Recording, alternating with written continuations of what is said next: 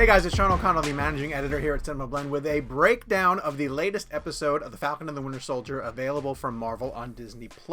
This one is called Power Broker, and it's the episode that sort of took everything that we learned in the first two episodes and threw it all in a blender to sort of shake things up and make us come out the other side saying that, nothing that we really believed is true or accurate or the same anymore. So let's figure out what all of that means. Naturally, we're going to be getting into spoilers for the first three episodes of The Falcon and the Winter Soldier. So if you haven't seen those episodes yet and you somehow made it into this video, make sure you bail out now. Go watch the episodes over on Disney+.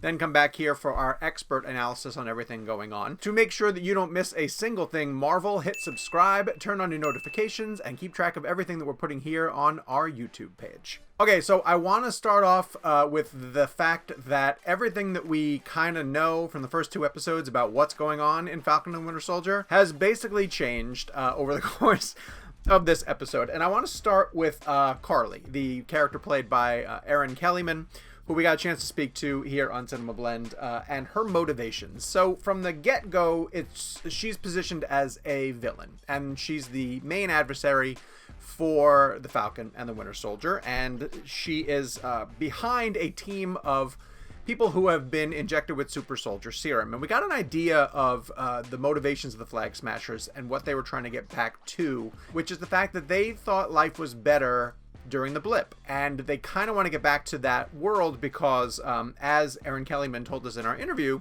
people had come together out of the trauma of other people leaving, and there was more of a unity, and people worked together more because they needed to, because nobody knew what was going on, and there was just something that people had to accept and work through, and everybody was helping each other. And I think that's what made people unite a little bit more, and that's what Karli wants to get back to. So while in the first two episodes, the Flag Smashers, and especially Karli, were positioned as the adversaries, we come out of this episode realizing that they might be working towards, at least in their mind, a common good, a better scenario. They're not the clear-cut villain. This is not a show that deals in black and whites, and Karli is really doing what she can to make things better for the people around her. So she starts to earn some sympathies from us as an audience member. We realize that, she has sick family members, and she has people who she's very concerned about, who she's trying to make the world better for. And, I would question her methods necessarily, and the idea of stealing the super soldier serum from the Power Broker, who is emerging as the big bad of the show, even though we haven't seen this person yet. But like a lot of things in the MCU, the villains who are being pushed forward, including Baron Zemo, who is a significant part of this series so far, they're born from a place of tragedy. And we'll get to that in a little bit later. But, the idea that the Flag Smashers are the clear-cut villains is absolutely changing by the time we've reached the halfway point of The Falcon and the Winter Soldier. So, too, are my feelings about John Walker. Now, I know that a lot of people from the get-go were against John Walker and him taking on the shield. And that just comes from our natural inclination to want to see Sam or Bucky take over the shield. And in this episode, we kind of got an indication that it's going to be Bucky and not Sam. Now that's, I think, a little bit of misdirection, because I still stand by the fact that I think Sam Wilson is going to be holding the shield when all of this is said and done. But right now, it's Bucky who's the one who's saying John Walker does not earn that shield. He does not deserve it. Now, Captain America's path did not cross with Falcon and Bucky this time, but we got to see him doing some of his investigations on his own to track down what is going on with the Flag Smashers and the super soldier serum. And what we begin to see is that he is not the pure and noble idea of patriotism the way that Steve Rogers was, and is more representative of the sort of ugly side of American politics and America's status on the global stage. He bullies his way into a situation in Berlin. He throws around the "don't you even know who I am" line, which can be seen as, America's sort of approach to global politics. And he gets the rebuke of, yeah, I know who you are, and I actually do not care. Now, there's a resentment to that that John Walker is feeling.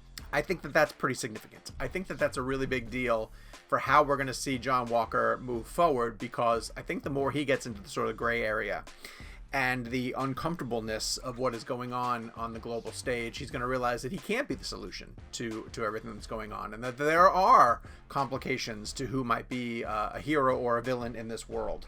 and the way that he seems to be approaching it, at least in this episode. Now, it's kind of it's not like it's a 180 turn, but it's a pretty drastic left turn from where he was when he gets introduced. He wants to do the job, but it's a question of, like, how are you doing the job? And are you worthy of the shield? And a lot of this stuff is, asking the question of, are you worthy of the shield? Who is worthy of the shield? And so far from what we've seen in this episode, Power Broker, John Walker is not worthy of the shield. And I think we knew that going into this. I'm not that surprised to see that he's automatically forcing his power on people or abusing his powers that come with it. He's not the noble inheritor of the mantle of Captain America. I think he's going to get exposed probably pretty badly over the course of this season, and then I wouldn't be surprised to see Bucky or Sam take on the shield. Everything changed to this point too, in that we now have a new big bad, and Madripoor. Let's talk about Madripoor as a location. Phenomenal location in terms of just the visual style of it. Really, really cool aesthetic. I like the introduction of Sharon, and we're going to get to her in a little bit too. Her having to hide out in Madripoor, this sort of lawless area of the globe where, anything can sort of happen, and a lot of stuff, really bad stuff, actually is. I feel like you could explore an entire series in Madripoor with the number of criminal activities, criminal organizations that are rising up. And it was fun to sort of see Bucky and Sam, with the help of Zemo, sort of maneuver through that. But we learn more about the Power Broker in a bunch of exposition dumps. We understand that the Power Broker was figuring out how to get the super soldier serum manufactured. We meet the doctor who had figured out the formula on how to do that. Of course, he blipped away, and now he's back, but only temporary. Sorry for that. If you've made it this far, you've understood spoilers. And we learned that Karli is the one who sort of stole the Power Broker's supply of the super soldier serum, and so because of that, she's on the run from him, and we're gonna find out who the Power Broker is. I would assume eventually, but we started to see some minions in Madripoor who could point the way to the Power Broker, and we'll get to figure out in a larger scale who the Power Broker is. So let's bring that to our second section, which is the bigger questions asked in The Falcon and the Winter Soldier. And this is where I'm going to pause for a bit and sort of just applaud Marvel Studios and the longer form storytelling that they're doing on the TV side, because I really admire the topics that they are able to go after, the commentary that they're able to weave through these shows. I understand that on a episode by episode basis, it might not be as compelling as, a sort of mission of the week type thing that maybe like The Mandalorian did. This is the way. But you watched this show play out over the course of its first 3 episodes, and the threads that it's picking up on that existed already in the MCU. If you're a Marvel fan, there's a ton of really, really interesting things at play here. Even just being able to introduce Sharon Carter and have her having to still deal with the repercussions of the decisions she made to help Sam and Bucky, and having to be on the lam because of that. Something that Marvel does really, really well that other studios have not been able to do when they're doing longer form storytelling is that actions in the Marvel Cinematic Universe continue to have consequences, and it could be little actions or it could be massive actions. We're seeing the Falcon and the Winter Soldier carry out the threads of a number of really important things, going all the way back to Sokovia, and Sokovia being the birth of Baron Zemo as a villain because he hated what the Avengers did to his country in Age of Ultron. And we learn how wealthy he was and the influence, the power and the influence that he had as Zemo back in his pre-villain days. We are dealing with the consequences in a major way of the blip, which is something that, another franchise might have just rolled into one of its pictures and not dealt with the multiple ripples that come out of something like the blip. So I love the fact that Marvel is doubling down and continuing to explore where all of this stuff is going. Sharon's view, which I thought was really interesting, the way that she brought this up to Madripoor, because again, she's been on the run for years, is that she says, why am I, sacrificing myself for the idea of this symbol? It was like deconstructing heroes. Well, like, what is even the need for heroes kind of thing? And her turning it back on Sam and Bucky to say that, like, you guys still strive for this ideal. The idea that we put our heroes on pedestals, it was, furthered by Zemo also, too.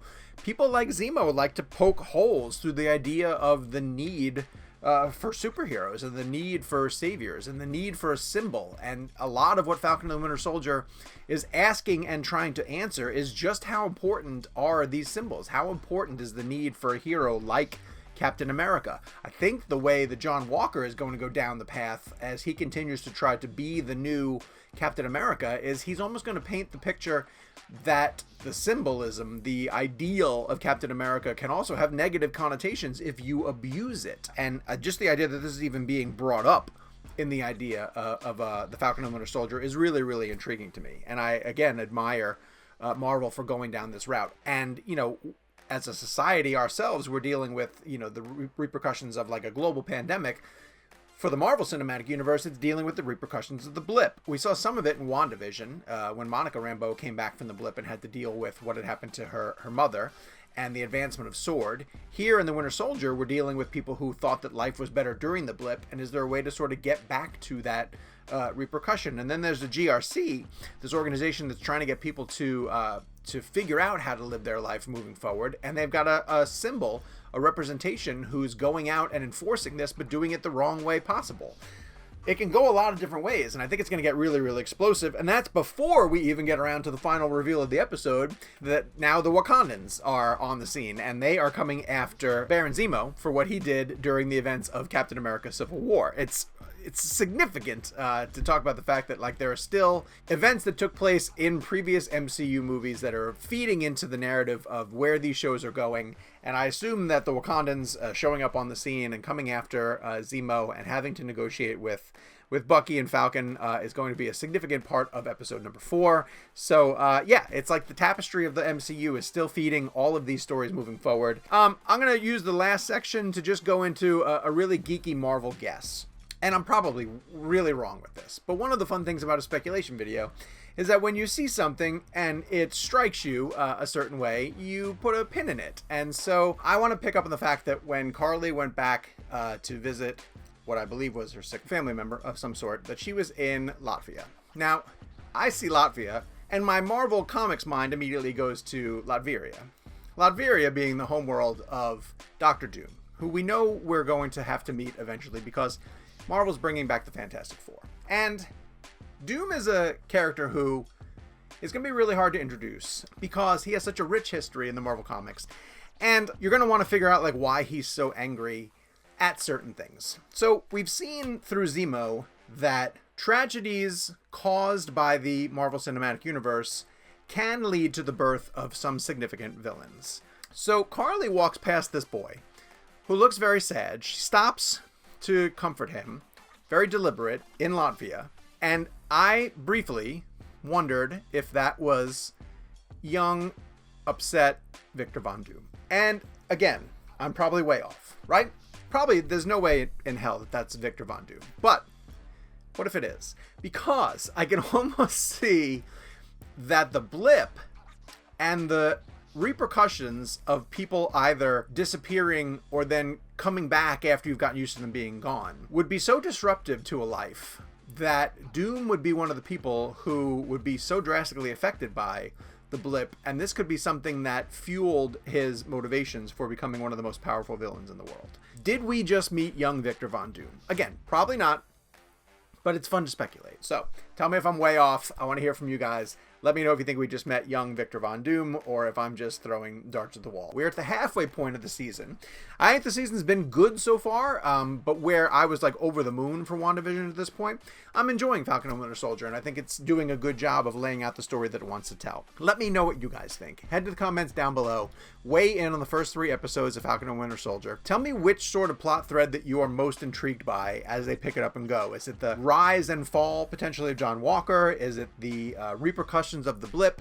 Is it who's going to become the new Captain America between Bucky and Falcon, or anything else different? So head to the comments, let me know what you think. While you are in the comments, make sure you hit subscribe, turn on your notifications, and keep up to date with everything we're doing here on CinemaBlend with regards to Marvel, DC, and everything in between. We will be back next week with a further analysis video regarding episode number 4 of Falcon and Winter Soldier as we head to the finale of this 6-part series on Disney+.